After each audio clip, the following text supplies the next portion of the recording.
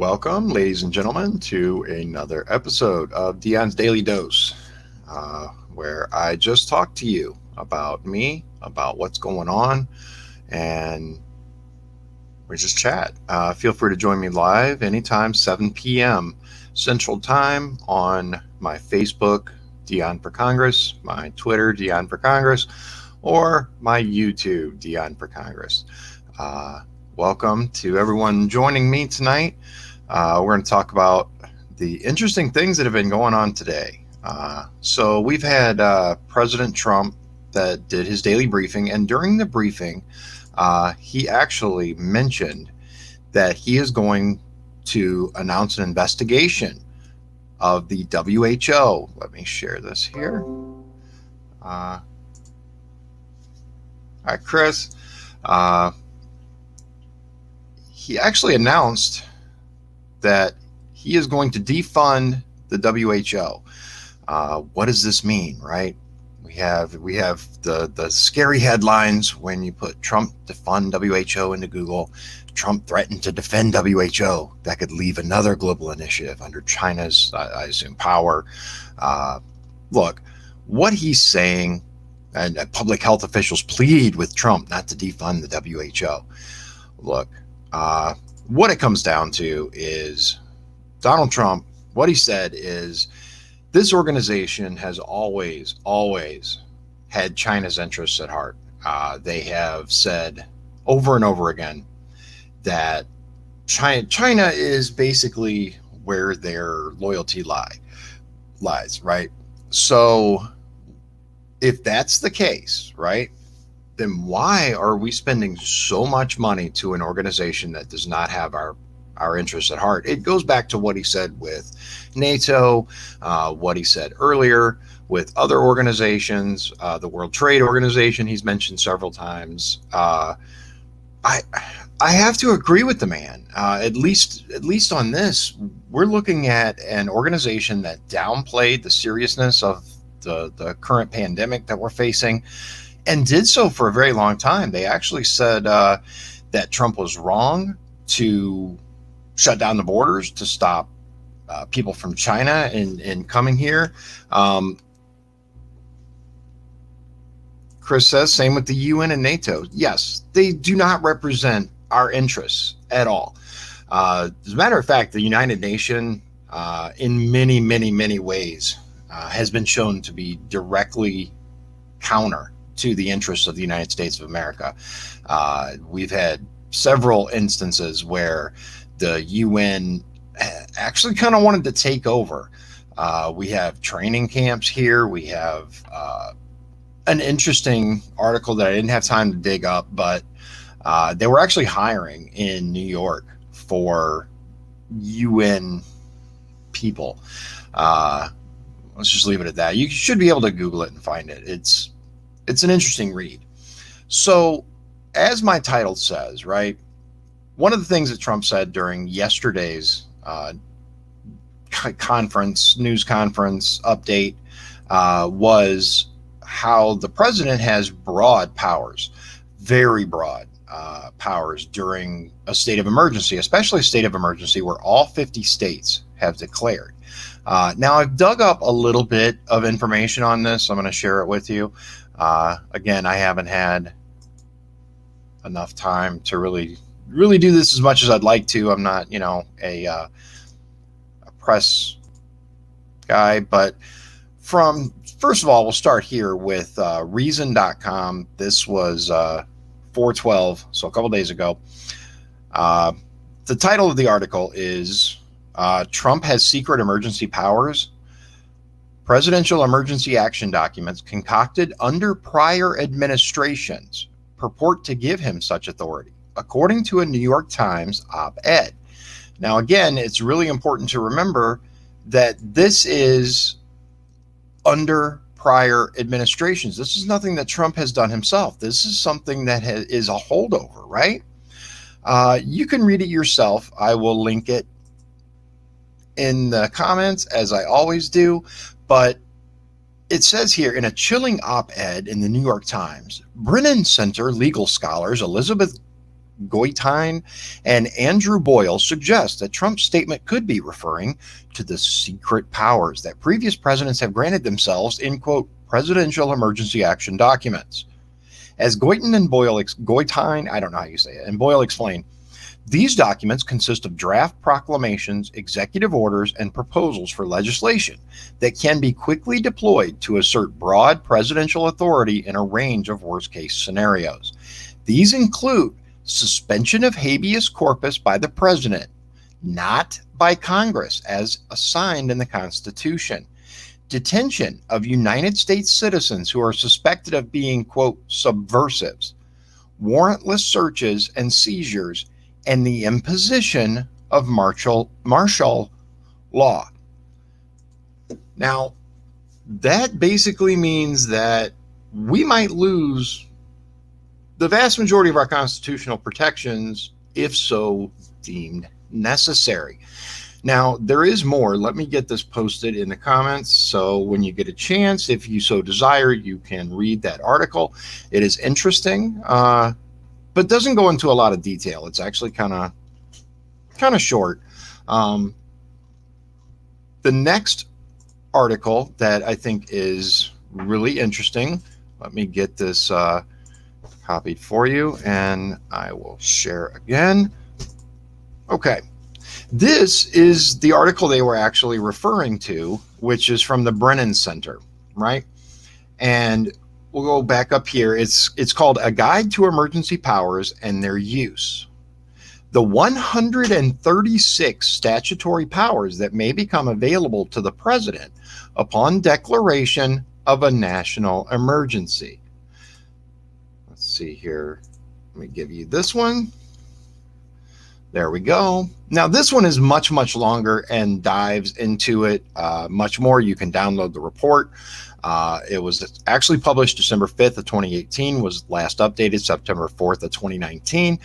But what it essentially does, it identifies, as it says in the title, 123 statutory powers, right? This is the emergency framework statutes. I'm not going to get into a whole bunch of it. I just wanted to show you. But this is interesting, and it's one thing that I think more people should really take a look at. Statutes available upon declaration of a national emergency, right? Red, no restrictions on president's power to invoke during a national emergency. If you click on that, it shows you all of the things that have no restriction. The president, look at this. And this is what I want to make absolutely clear. This is not Donald Trump. Right? This is not Trump himself is, on the warpath, taking powers away. This is the office of the president. This has been for a very long time the way it is. Public health, right? Boom, boom, boom, boom, boom. Right? I'll give a couple of examples here. President may use the public health service to such extent and in such manner as shall, in their judgment, promote the public interest. Or president may, by the executive order, declare the commission core of the public health service to be a military service. Now, that's back from 1944. President may suspend the operation of provisions regulating the storage, transportation, disposal, procurement, handling, and testing of chemical and biological weapons, including the prohibition on testing such weapons on human subjects from 1969. There's tons of them, right? Land management, all of these things. This is just the red stuff that he has absolutely no oversight on. Military and national defense. Look at all this. Look. Again, I'm not going to spend a whole lot of time on this just because that's not why I'm here. But I do believe that more people should be aware, especially those that are putting the information out there that, oh, Trump's lying again. Trump's lying again. One thing that people don't realize is that Pence, when he was asked, right, because they wanted Pence to argue with him or claim, oh, he's wrong. When you get up on stage like he did, and they said, Vice President Pence, what's your take on Trump and saying that he has vast powers? And the word that Vice President Pence used, right, was plenary, right? Plenary. I think I'm saying it right. Plenary. Now, I don't know if anybody's had a chance to look this up, but I'm going to show you what the definition of plenary is.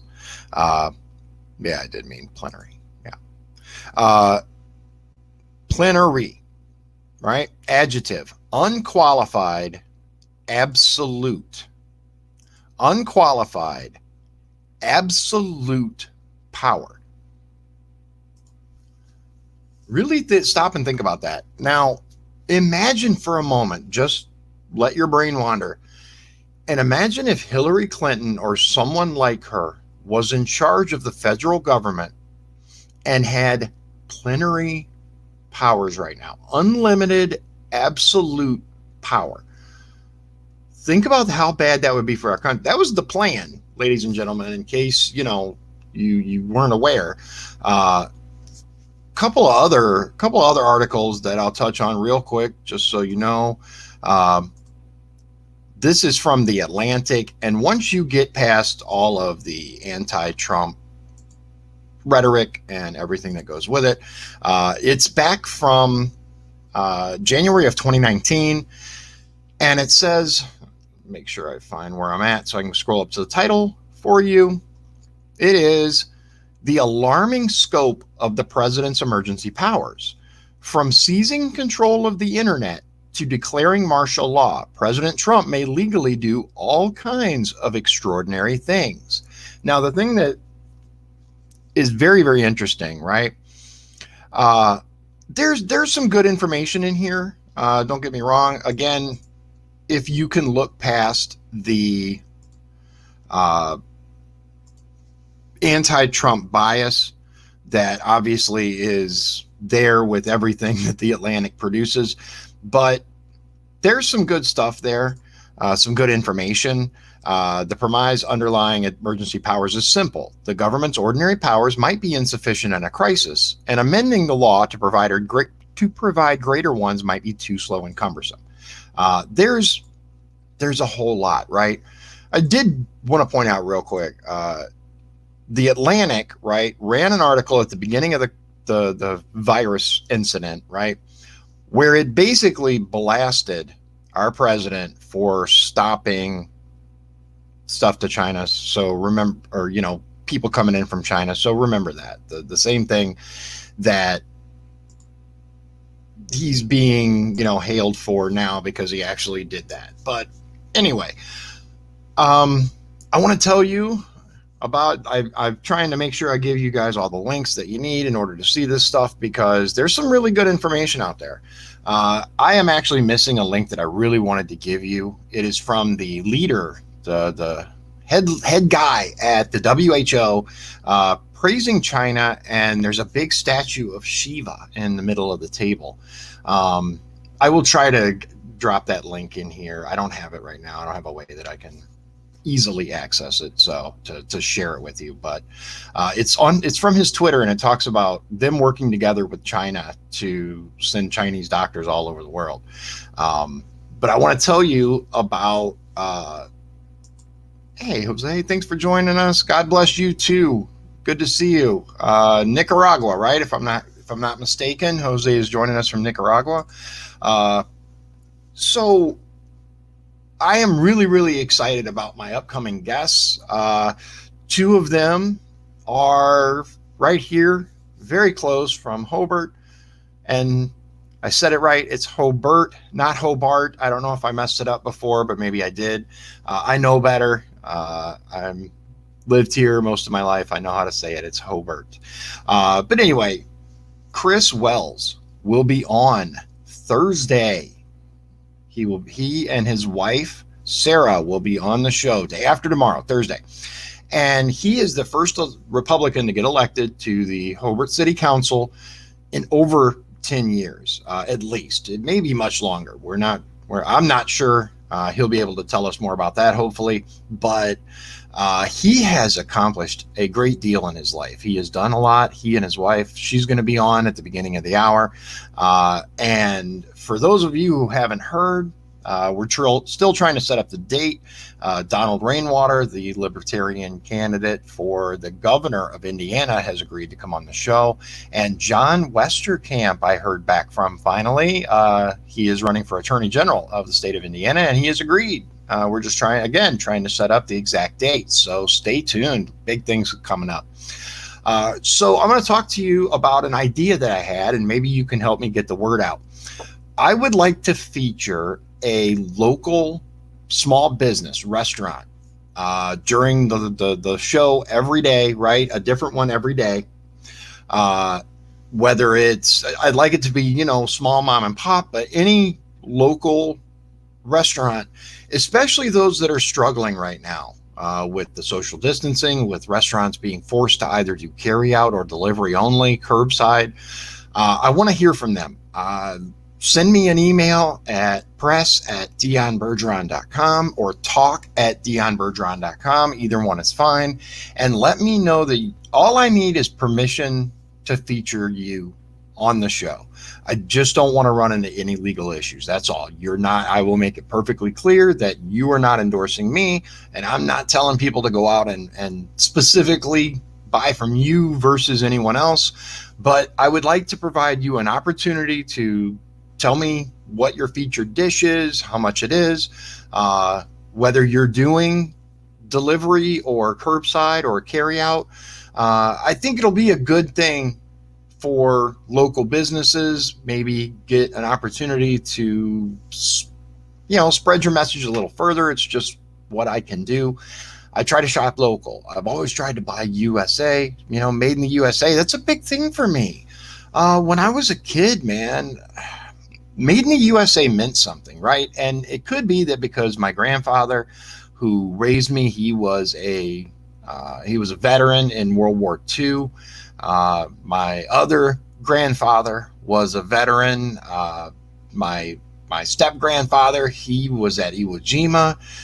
Made in the USA means something. It always has. It's always been important to me, and I would like to funnel my money. If I'm going to spend money, I want it to go to the United States. I want it to go to local businesses, preferably small businesses. So if you know of anyone that, might be interested, again, I will make it clear that they are not endorsing me. It's just my way of getting the word out. If anyone can kind of let them know this is what I'm doing, I'd appreciate it. I'd like to have, a few going. That way we don't skip any days. I can have, someone every day that I can send a shout out to. That's really all it is a shout out. I just want to avoid any legal issues.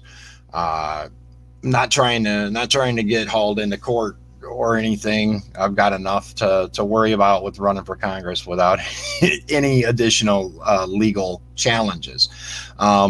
So the other thing that I think is really important for those of you that haven't seen the video from yesterday, maybe didn't get a chance to watch the live stream, you really should look up the video that Trump played for the press at his briefing yesterday.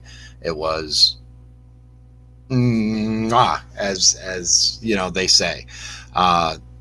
Another thing, one of the things that Trump was talking about today is during the briefing was maybe returning to normal, right? About getting stuff back to normal. And I felt that it was really important. They kind of skipped over it, but one of the things that he said was, we want to get back to normal, to like baseball games, football games, people being able to sit next to each other, not just, every other seat or every third seat.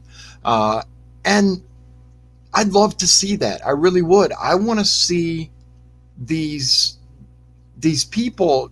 There are so many Karens right now. I'm just going to say that.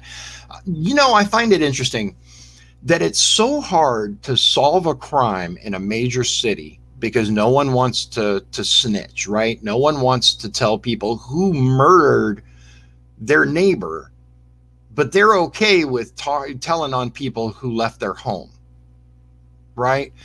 They had a guy that was out with his family in the park, and got put in the handcuffs in front of his little girl, right? He actually was a retired state trooper. And he was actually handcuffed because he did the absolutely horrible crime of playing ball with his little girl, with his wife, in a deserted park, right? A deserted park. How mind-blowing is that? Hi, Jackie. Good to see you. Appreciate you joining us. That's insane, isn't it? To think that people have so much time on their hands and are so worried about what other people are doing that they will call the police because you're out playing ball with your child. Seriously? And look, we know they're all not named Karen, but they might as well be, I need to see your manager, right? That's what we're looking at here. We're looking at people with too much time on their hands who are so worried about other people instead of worried about themselves. I posted a thing on my Facebook from an anonymous UPS driver who identified the various people throughout the pandemic. Steve, right? Steve's going to marry, Mary, I think, and repopulate the earth. Please. I mean, because we need people who are just more down to earth and more reasonable than what we have right now. I mean, come on, people. Are you really worried about people? They actually had a post in a page that I follow where Lake County 911. Now, this was weeks ago. Lake County 911 actually put out a Facebook message where they said, please do not call 911 on your neighbors because they left the house. Yes, that is the world we live in today. But yet in major cities, they cannot solve homicides or other things because people don't want to snitch, right? They don't want to tell on someone, but they're perfectly willing to call the police because you might need vegetables or hamburger helper or whatever it is you might need to go to the grocery store, or maybe you just want to walk around the block. I will say in Indiana, in Michigan City, we didn't have it that bad until our off-the-rails mayor decided to sign a executive order that instituted a 10 p.m. curfew. I wish I was kidding. I covered this on a previous video. It's insane. I will say this, with all of the interesting things that have been going on, the overstepping of the federal government. I just thought of this. I'm going to tell you, there's some rumors floating around about Michigan and seeds, right? Seeds and car seats. And I guess there was even a tweet that was sent out and all this other stuff. There is an attorney from Michigan. His name is Leto, right? Lehto. He covered it on a YouTube video. Yeah, he's got a YouTube channel, and he says that it's the EO does not cover that. And if Walmart or another big box store is actually preventing you from buying these things, that's their deal. The governor hasn't instituted that. That said, right, the governor has instituted a ban on unnecessary items. And I've heard people that are having a hard time getting things that are considered non-essentials. Now, my big issue with that is, who is the United States government or the Michigan governor or the Indiana governor or the mayor of Michigan City to tell me what's essential, right? Who are you to tell me what I need, what I can and cannot buy? I had shared a post of the United States Constitution, and it said, this is my signed permission slip to leave my home. And I had a comment that was like, show me in there where it says that, basically. There was a slight bit of back and forth. He's like, I don't believe that the pursuit of happiness covers that. I said, no, but liberty does, right? Liberty. Again, let's go to the definition of liberty. According to dictionary.com. I'm going to share this with you again. Boom.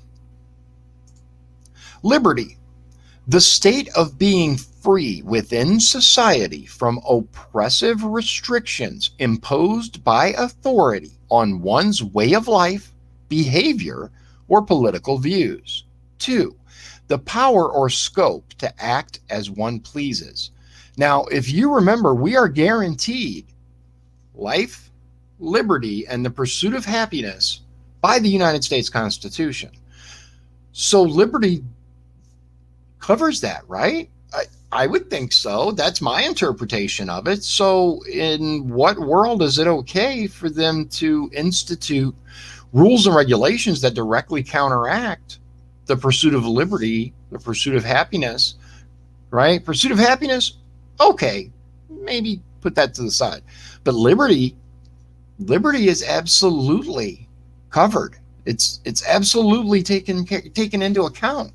And we have and I would argue one of the most important aspects of the Constitution, because we are looking at let's look at that again.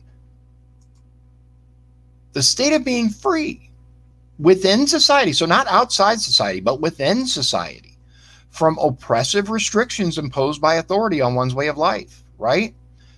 So we have a situation where we have a government that is telling us what is and isn't okay to do. And I would argue that flies directly in the face of the Constitution. I think this kind of leads to the thought from before. I think we're going to see a lot more non-affiliated candidates gain a lot more traction, right? Candidates that aren't necessarily Democrat or Republican, but independent or libertarian or even, other third parties.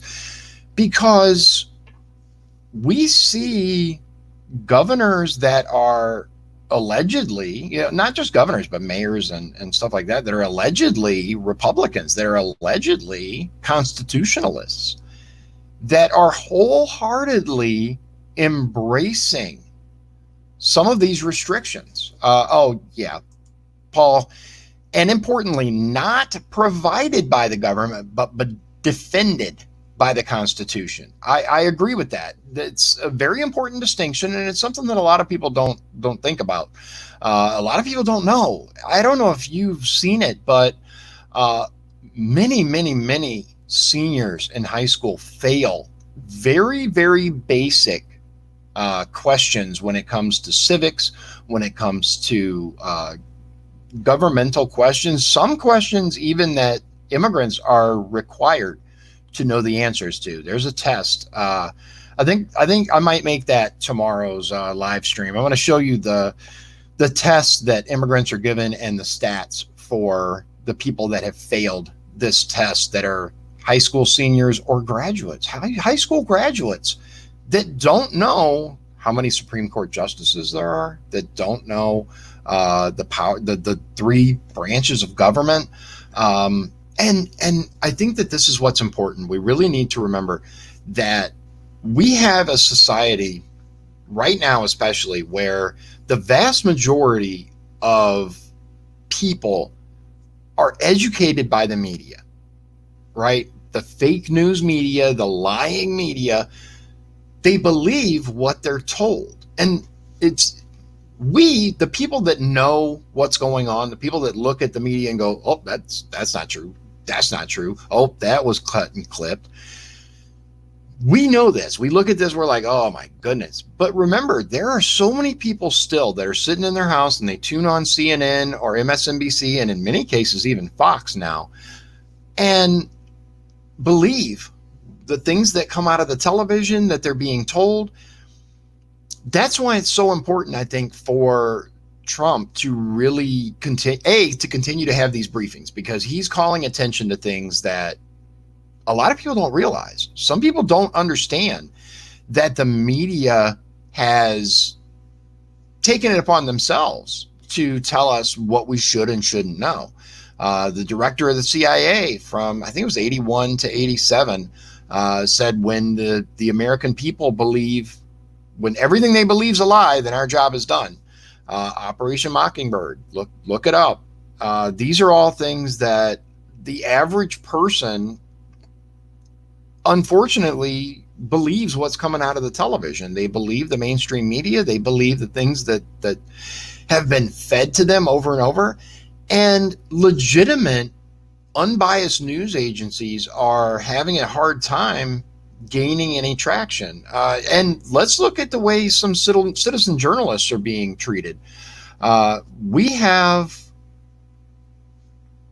these people that are trying to go out and trying to get actual evidence and actual stories, and because they're not with a national media organization, they're treated as nothing, right? They're barred, they're banned, all of these things.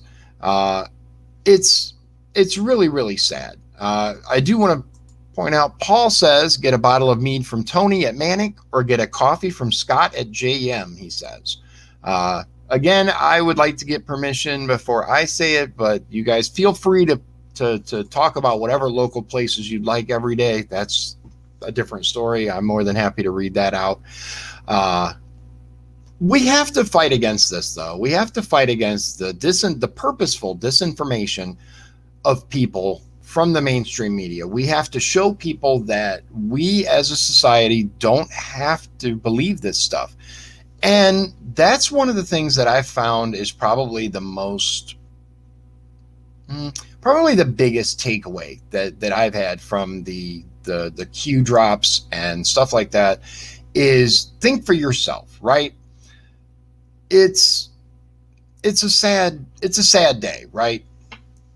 When things are being demonized because they teach you to think for yourself. And that's basically what we're looking at here. There are no shortage of bashy style articles. And of course, anything that they can lump into the conspiracy theory category, they will.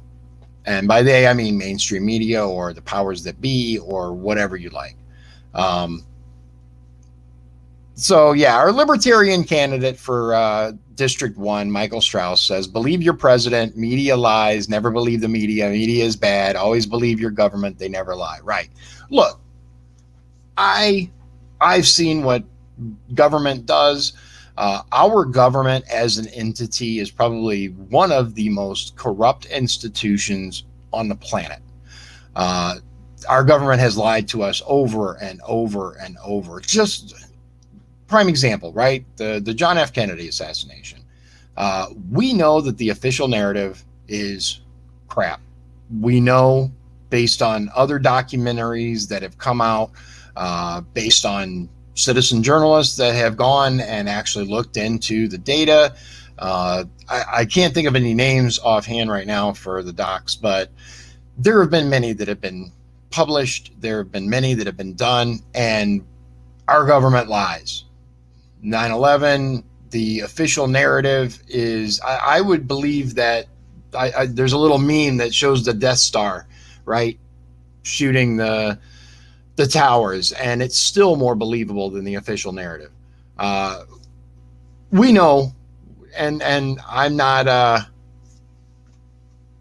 not naive enough to believe every single thing that the government says. I would say that the vast majority of the government, whatever parts you want to talk about, whether it be the executive branch or the legislative or even judicial in many cases, are twisted for whatever political purpose that they can. Yeah, there's a theory for you. Look, we know that until and unless we have a far greater degree of transparency from our government than we currently have, then we're not going to get anything done. And it's one reason why I do these daily live streams with you, so that you can see the kind of person that I actually am. I publish all of my surveys that I do. That's what we have. You know, I try to Vince says, you look like an unsuccessful cult leader. Okay, well, I guess if I'm unsuccessful, then I guess that's something to strive for. That's what we have. I try to reach out to you on a daily basis, talk to you, show you what's going on, a little bit of news, but mainly it's just my chance to talk to you and tell you what's going on with me. I got another survey that I'll be doing. Michael asked me, do you believe Trump and Obama visit the Grove? Which Grove are you talking about, Michael? Are you? Chris says, I too have a face for radio. Yeah, look, man, here's the thing. I worked at a maximum security prison for years, Vince Carter 2020. Insults don't bother me. I find them entertaining. If you can't laugh when someone is insulting you or telling you something, then politics is not the right place for you anyway. I have heard things that I had to look up. Vince says, Trump will win versus dementia Biden. Yeah. And my thing is, when it comes to Biden, is number one, why Biden, of all the people that they could have propped up, right, and had run and had win the way that they did, because let's face it, he was incredibly unpopular until people started dropping out and then, throwing their support behind him. Nobody wanted to vote for him. Nobody wanted to pick him. Out of all the people that they could have picked, why Biden? I believe it's because he's so easy to control. The guy has no idea what's going on. He doesn't know what state he's in. He doesn't know what he's doing. He can't even make it through 5 minutes of teleprompter without messing up. So I do believe, Vince, that you're correct. Trump will win. At least I hope he wins. I'm just going to say that. I do hope he wins.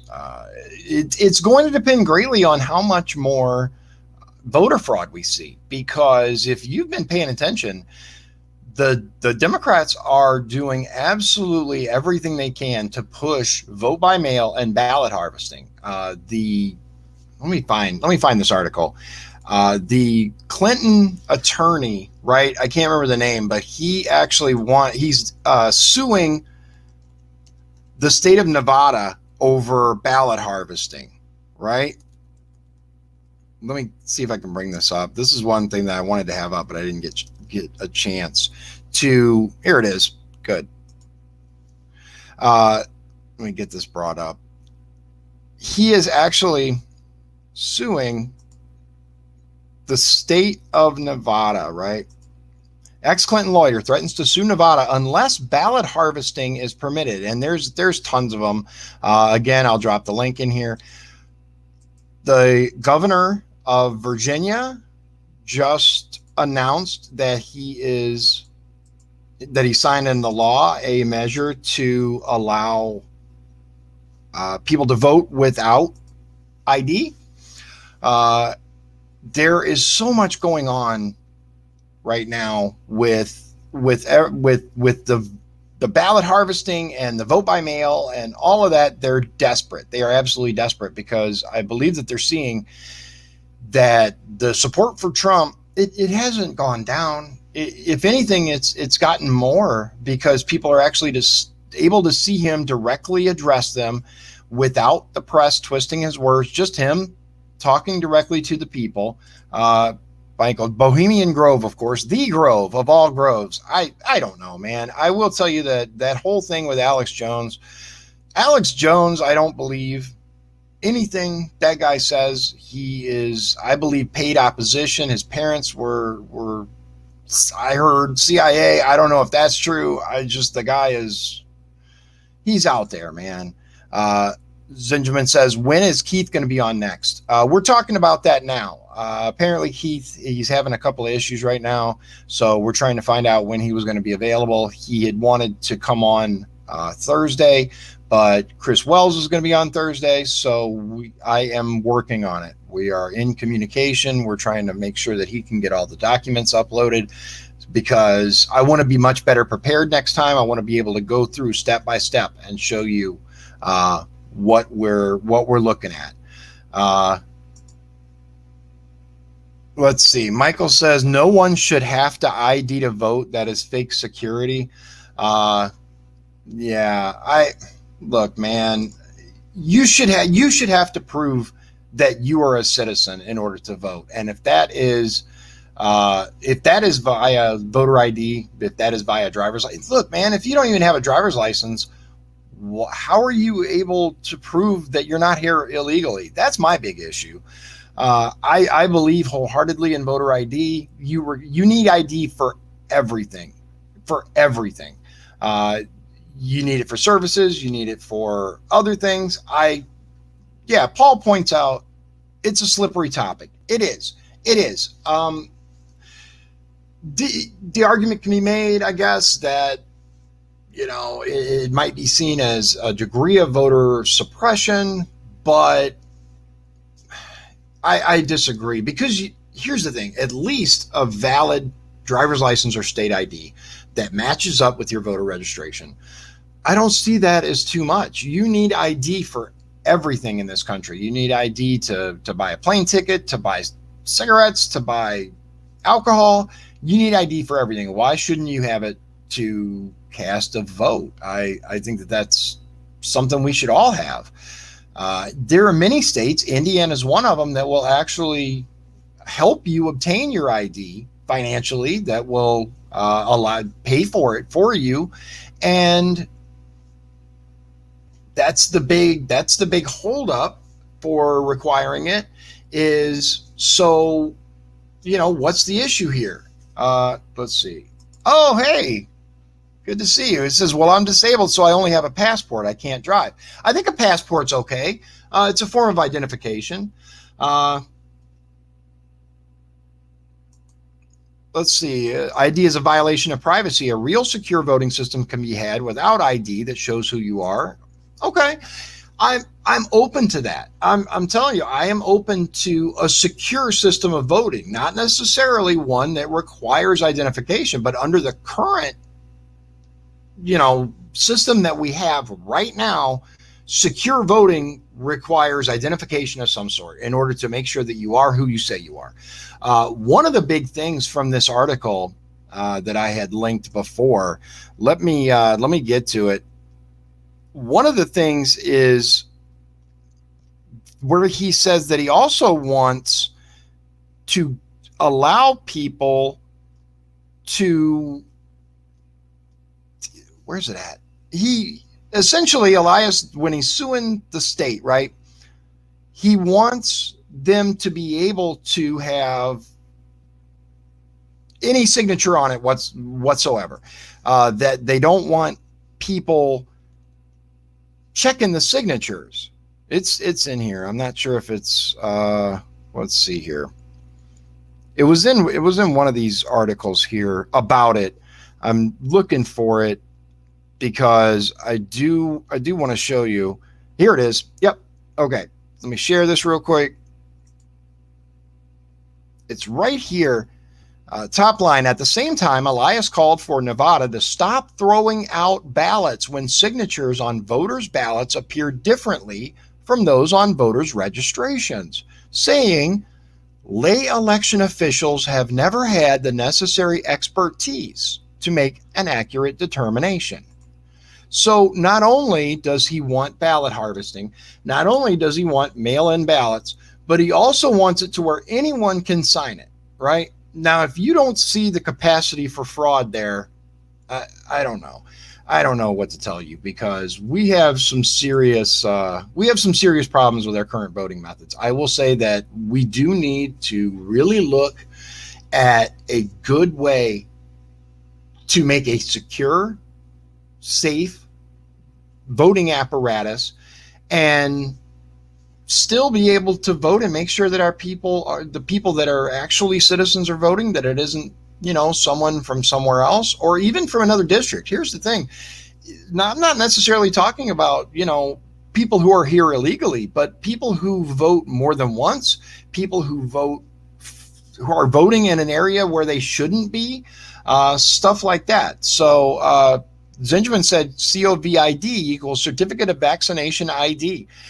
I saw that too. I do find it very, very interesting because with Gates pushing the whole ID 2020 thing with the digital tattoo and the proof of vaccination, I think I'll cover that. I'll cover that tomorrow, and we can talk more about that. Michael says you can still remain private and still have secure voting. Right? There's ways, I believe, but it's a conversation we need to have. Now, completely opening up mail-in ballots and getting rid of signature verification is not the way to do that. That's making it less secure, not more. We need secure voting in one way, shape, or form, right? My opinion. Paul says, speaking of voting, Holcomb is going to have Lawson on his afternoon speech near future to talk about our state's plan for voting among Hoosiers. Toad Young was on today. Yeah, I mean, there are definitely conversations that we can have about what we can do to make sure our voting is safe, secure. Michael says, vote fast and frequent. Yeah, and that's the problem is we have people that are voting more than once. We have people that are voting in places that they don't even live in. That's my concern. That's where the issue comes in for me. I am all about everyone that should vote being able to vote. That's one of the fundamental principles of our republic, and it's one of the things that I hold near and dear to my heart. It's one of the few freedoms that we really have left that we can practice. I'd like to see that. I'd like to see more of that. I think that we can have ways to do that don't necessarily infringe, right, on the kind of rights that people are talking about here. But security is a necessity. It really is. Zingerman says Bill Gates equals Gates and Revelations. I would not put it past it. Bill Gates. I use the hashtag Gates of Hell because the man. You know what's really sad is when I was young, I used to idolize him. The computer geek, made billionaire that was, the founder of Microsoft and all that. And the more I look into the stuff that this guy is involved in and the things that he's done, he actually caused irreparable harm to many small children in Africa with his vaccine pushes, not just recently, but in the back. Let's see here. Michael says, I have a system that only allows a person to vote once and without ID that gives away who you are and secured your vote so it is counted accurately. Okay. Are you talking about blockchain technology or is this something else, Michael? Be interested to talk about that. Again, I'm all for secure voting if it's secure, if it's an actual, registration.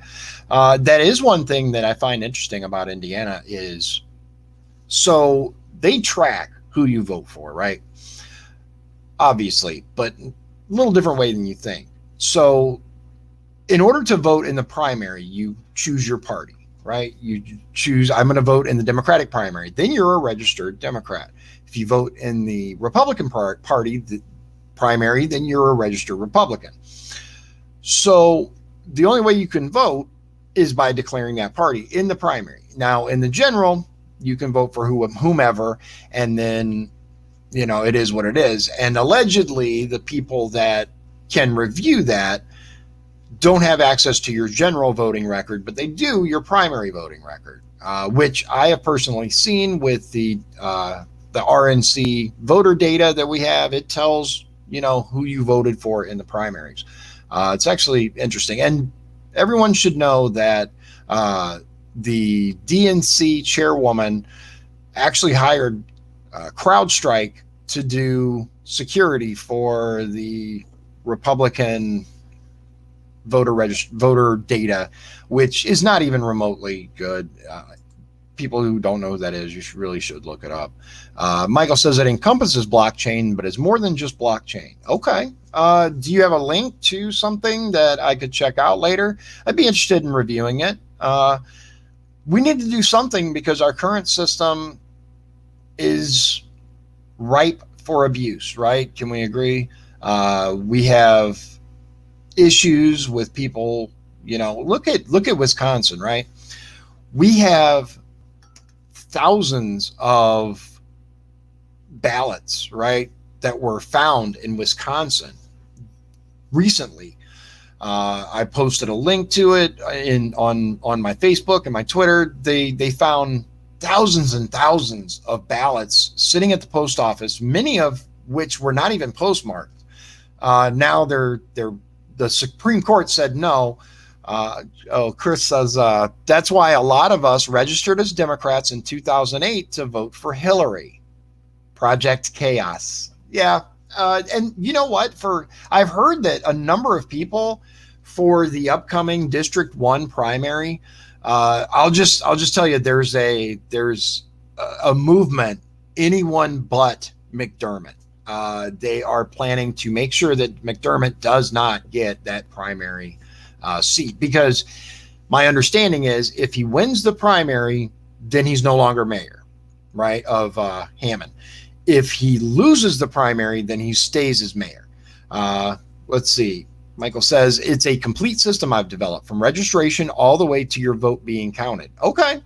Again, I'm interested. I'd like to learn more. We'll talk. It sounds interesting. I'm not opposed to something that is definitively secure and definitively allows people to vote. That's really important. It's something that we need. But the way we have it set up right now, you need ID. You need ID, or we can't prove that you are who you say you are.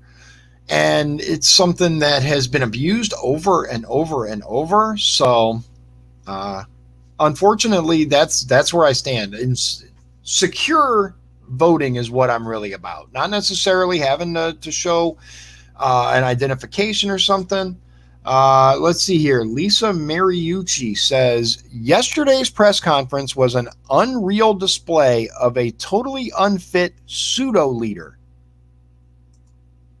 Okay. To each their own. That's your opinion. I can understand that. I disagree. I think it was a good opportunity for people to see what is really going on with the press, but fair enough. Paul says, what about ABS count? What is ABS count? I'm not familiar with ABS count, so I don't know. But if you want to tell me, by all means, let me know. So, yeah, that's where we're at. Michael says there won't be a need for ABS voting. Paul, let's see where this goes.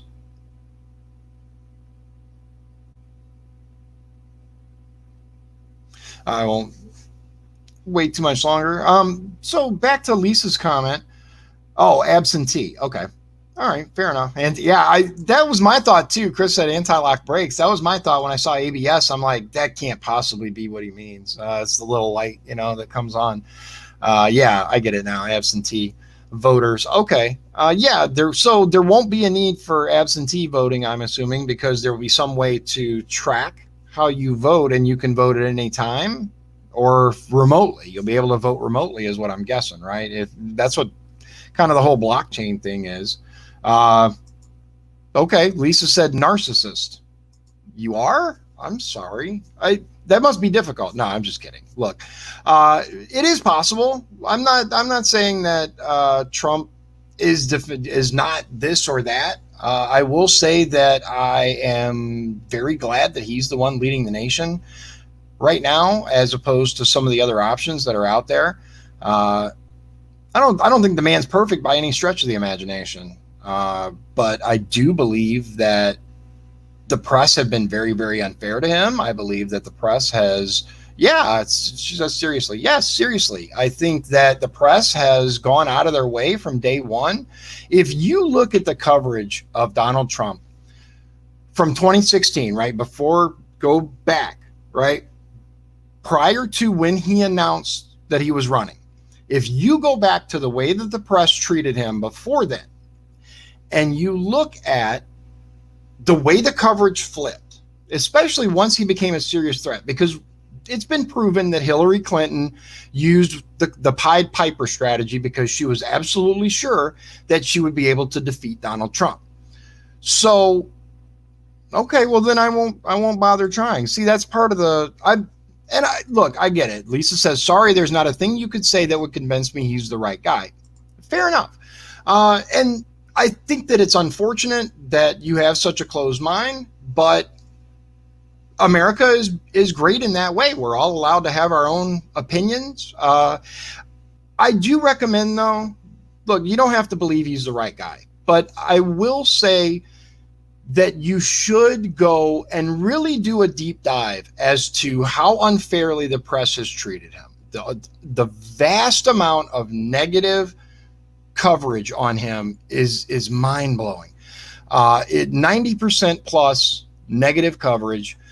You have remember too, Lisa, that the mainstream media is controlled by 5 corporations, right? Just remember that all of these companies, you can find charts out there. It's may even be less now. I know that it was 5. There are only 5 companies that control over 90% of what you see, read, and watch.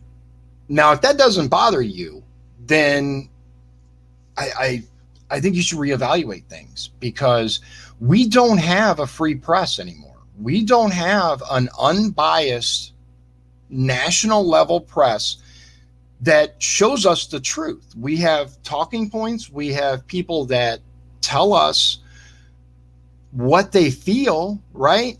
Look at CNN. If you can't see the bias on CNN, at least, let's just flip it, right? Let's look at Fox, especially before they put Paul Ryan on the board, right? Fox was very right. They showed us things from the right perspective, as in right hand, not correct. You can see the bias there. CNN, MSNBC, all of these are on the left. Unfortunately, we have a real problem with unbiased press.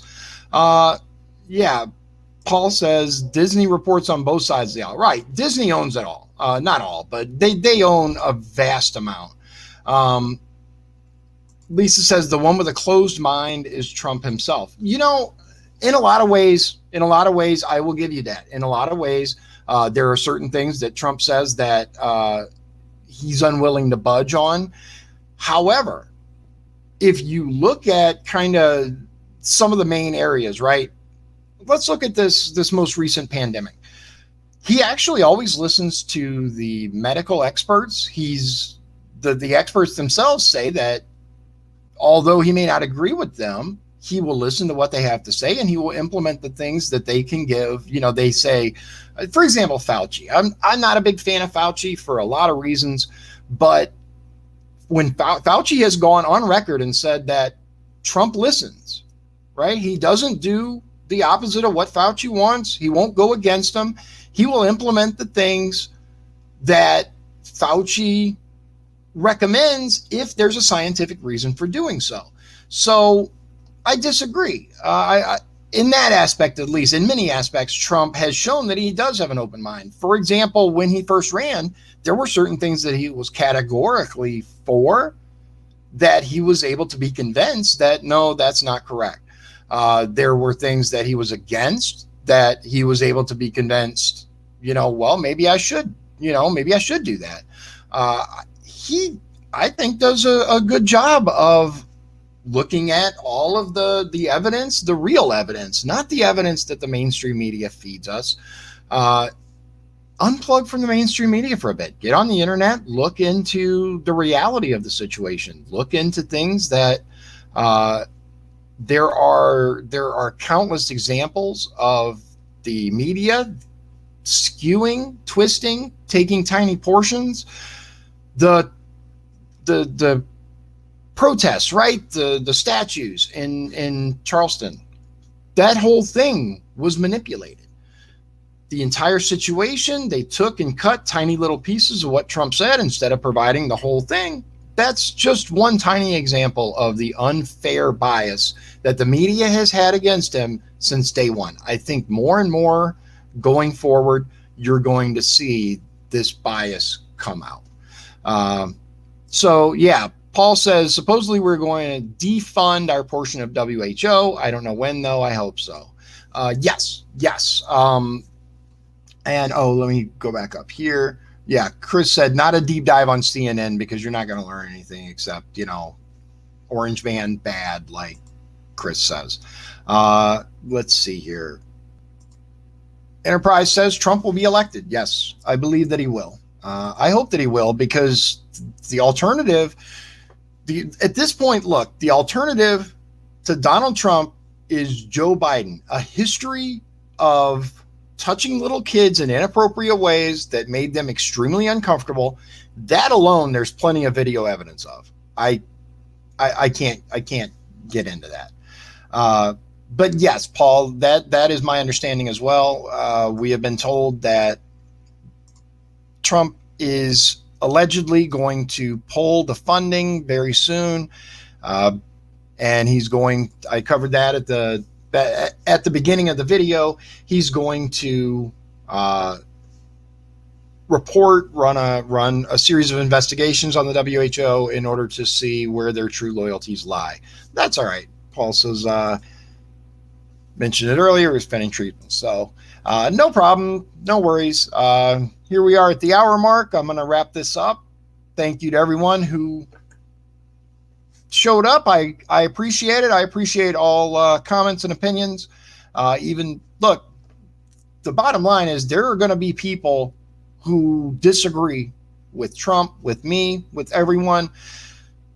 We can't have what we have right now, which is the supreme bipartisanship where people can't even have a discussion. So I welcome dissenting opinions. I welcome those who talk about, things. Yeah, Michael says, if we're still on for Friday, we can talk a little bit about the voting system. Yes, I forgot to mention. Michael is supposed to come on the show Friday. If that's still good, I am going to get that pushed out. I'm really looking forward to it. I think it'll be a good time. Again, he is our libertarian candidate for District 1. He and I are not necessarily competing right now. Right now, I'm running against the other Republicans for the primary, but post-primary, he will be one of my opponents for District 1. So it should be interesting, right? So again, thank you all for joining me. God bless you, and God bless the USA.